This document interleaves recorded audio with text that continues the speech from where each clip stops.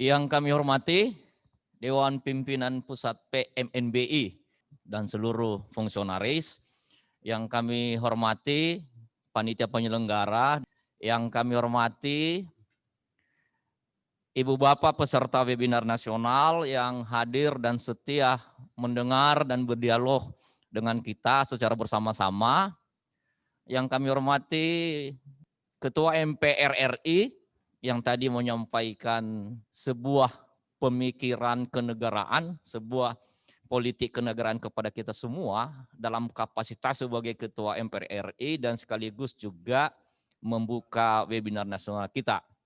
Yang kami hormati teman-teman, kawan-kawan para pembicara, narasumber. Yang pertama, Profesor Mukhlis Hamdi, Staf Khusus Menteri Dalam Negeri bidang pemerintahan. Yang kami hormati Ibu Amalinda Safirani, MA PSD, ini sahabat saya lama sebetulnya, adik saya lah ya, Mbak Linda. Dan juga Komisioner KPU RI, Bung Ilham Saputra, sahabat lama juga, yang baru tiba di bandara di Jakarta dan bergabung dengan kita semua. Dan moderator yang kami hormati. Ada 5 pokok bahasan yang kami sampaikan dalam kesempatan ini secara singkat dan garis besar. Untuk menyampaikan, mendiskusikan sebagaimana apa yang disampaikan oleh penyelenggara kepada kita, yaitu sebuah kajian tematis yang berintikan pada pemilihan kepala daerah, kepemimpinan daerah, dan pemajuan masyarakat. Yang pertama adalah integrasi nasional dalam format Negara Kesatuan Republik Indonesia dimaknai dan berbasis pada minimal 2 hal. Yang pertama adalah peningkatan kualitas otonomi daerah dan pemajuan kualitas kesejahteraan dan kemakmuran rakyat. Tentu ada variabel yang lain, ada faktor yang lain, tetapi minimal 2 faktor ini yang sangat berpengaruh untuk memaknai sebuah negara kesatuan Republik Indonesia. Jadi kualitas NKRI yang berdaulat, demokratis, kuat, adil dan makmur harus bertitik tumpu, harus berbasis atau sejauh mana misalnya kualitas NKRI itu berbasis menguati otonomi daerah dan kesejahteraan rakyat. Saya kira ini perspektif yang pertama, pokok pikiran yang pertama. Hal yang kedua adalah yaitu memang tentu otonomi daerah, kualitas otonomi daerah mengandung sejumlah variabel terkait yang saling mempengaruhi, yang saling berdampak, yang saling menguati. Yaitu minimal 3 hal. Yang pertama adalah soal partisipasi rakyat, yang kedua soal kepemimpinan daerah, dan yang ketiga adalah soal pilkada. Yang pertama tentunya harus kita pahami dan letakkan, kita pandang partisipasi politik, partisipasi rakyat dalam kerangka ini adalah yaitu tidak sekedar terlibat di dalam proses pilkada, tetapi juga harus mengawasi keseluruhan proses pilkada dan diletakkan sebagai subjek utama dalam proses pemilihan kepala daerah. Karena bagaimanapun pemilihan kepala daerah menempatkan rakyat sebagai yang berdaulat, sebagai perwujudan dari kedaulatan rakyat itu yang sesungguhnya. Jadi tidak sekedar partisipasi mobilisasi, tidak sekedar partisipasi sebagai bagian dari mobilitas publik, tetapi sebuah partisipasi yang berdampak dalam pembangunan dan sistem kelembagaan politik pilkada. Dan berkaitan dengan kepemimpinan daerah, nanti satu hal tersendiri akan kami sampaikan soal kepemimpinan daerah. Yang ketiga adalah soal yaitu apa yang kita maksud dengan misalnya yang pertama tadi soal partisipasi, kepemimpinan daerah, dan soal pilkada. Jadi ada 3 hal variabel faktor yang terkait dengan otonomi daerah. Yang pertama adalah soal partisipasi rakyat, yang kedua soal kepemimpinan daerah, dan yang ketiga adalah soal pilkada. Hal yang ketiga yang kami sampaikan dalam kesempatan ini, yaitu yang berkaitan dengan soal instansi pilkada, instansi pemilihan kepala daerah. Ada dua hal yang bersentuhan, yang berkaitan dengan instansi pemilihan kepala daerah. Yang pertama adalah secara politik konstitusional, secara demokratik konstitusional, sesungguhnya soal pilkada ini itu bisa dilakukan dalam dua hal, dua saluran politik demokratis. Ketika kita membaca misalnya pasal 18 hasil amandemen konstitusi kita, Undang-Undang Dasar 1945, maka sesungguhnya pemilihan kepala daerah bisa dilakukan dengan pendekatan pemilihan umum langsung.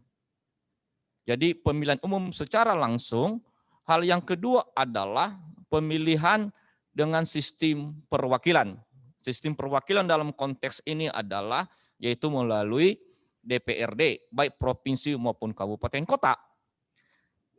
Ada perspektif pemikiran, ada situasi kondisi, ada premis-premis yang melatari, yang mendasari kenapa pemilihan kepala daerah yang dahulu itu dilakukan melalui proses sistem perwakilan, yaitu provinsi, kabupaten, kota, DPRD, yaitu memang kita ingin betul masyarakat bangsa Indonesia memaknai reformasi politik yang berintikan pada sejauh mana kita mewujudkan kedaulatan rakyat yang otentik, yang substansial, tanpa ada distorsi, tanpa ada kerusakan-kerusakan, gangguan-gangguan. Maka jawabannya adalah pemilihan umum kepala daerah secara langsung.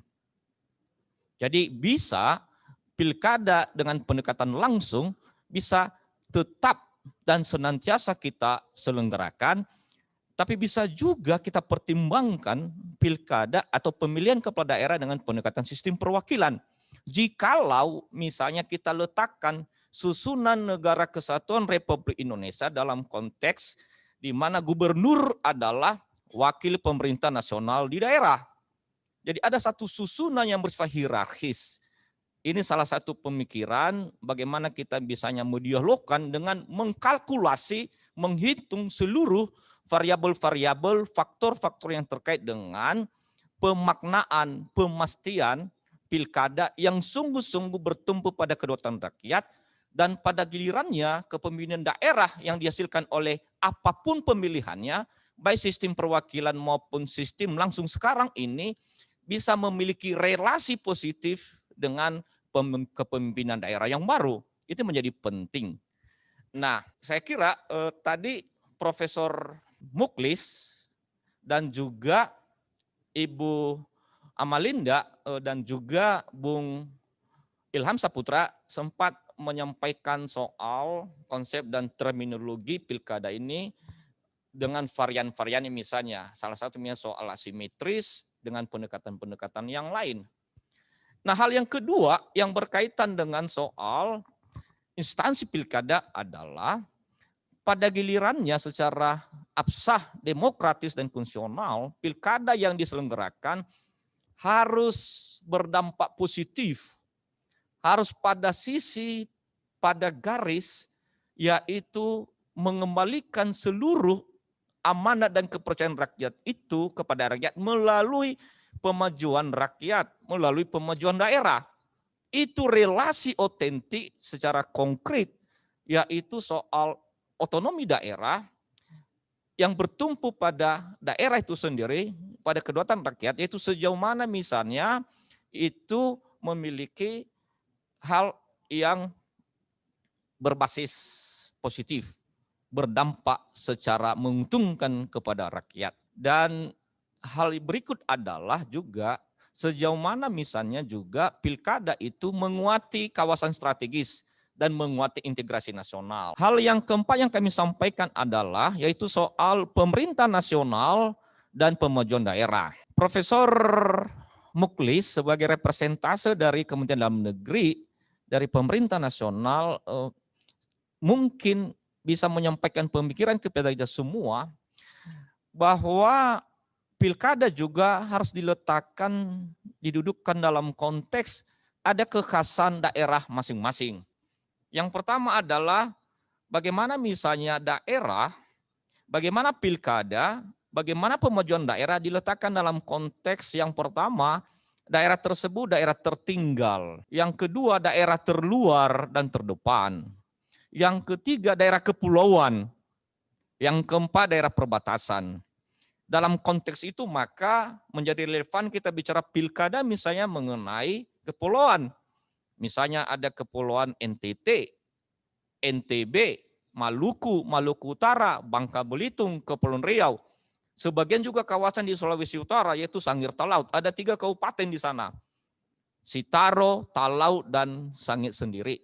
Dan juga Kepulauan Nias. Kepulauan Nias itu memiliki 5 kabupaten kota sebagai daerah otonom. Ada Kabupaten Nias, Kabupaten Nias Selatan, Kabupaten Nias Utara, Kabupaten Nias Barat, dan Kota Gunung Sitoli. Oleh karena itu, maka Kepulauan Nias juga sebagai bagian yang harus diperhatikan khusus, kita hubungkan pelaksanaan pilkada, penyelenggaraan pilkada, dan komitmen pemerintah nasional, yaitu dalam rangka memajukan daerah, dikaitkan dengan daerah Kepulauan Nias.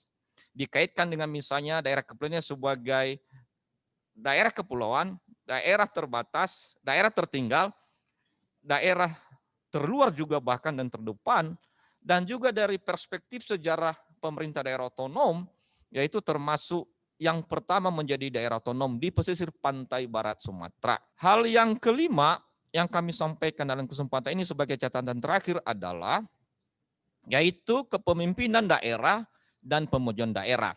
Sesungguhnya soal kualitas kepemimpinan daerah dalam kaitan dengan agenda dan kebijakan untuk memajukan daerah itu berhentikan pada misalnya sejauh mana visi misi program, agenda kebijakan kepala daerah, kepemimpinan daerah untuk merumuskan soal posisi strategis daerah yang dipimpin dikaitkan dengan 4 faktor tadi, yaitu kepulauan, daerah terluar dan terdepan, daerah tertinggal, kemudian juga ini perbatasan dan faktor-faktor yang lain. Sehingga visi misi program, kemudian juga agenda dan kebijakan kepemimpinan daerah selama melayani rakyat memimpin daerah memiliki korelasi, memiliki sisi positif untuk membangun daerah, memajukan daerah dikaitkan dengan 5 hal tadi. Dan khususnya misalnya Kepulauan Nias memang yang paling pokok berintikan pada soal pengembangan dan pembangunan kelautan dan perikanan. Dan yang kedua adalah pengembangan dan pembangunan kepariwisataan. Sesungguhnya juga bisa dikaitkan dengan pertanian dan faktor-faktor yang lain. Tentu dalam kerangka ini sesuai juga dengan apa yang pernah disampaikan oleh Presiden Republik Indonesia Jokowi ketika berkunjung ke Kepulauan Nias. Dan itu juga merupakan refleksi dari apa yang menjadi aspirasi konkret kebutuhan Kepulauan Nias, yaitu soal kelautan perikanan, soal pariwisata, dan juga sesungguhnya kalau kita kaji betul berkaitan dengan pertanian. Tentu ini diawali dengan soal pembangunan infrastruktur yang menyeluruh ya.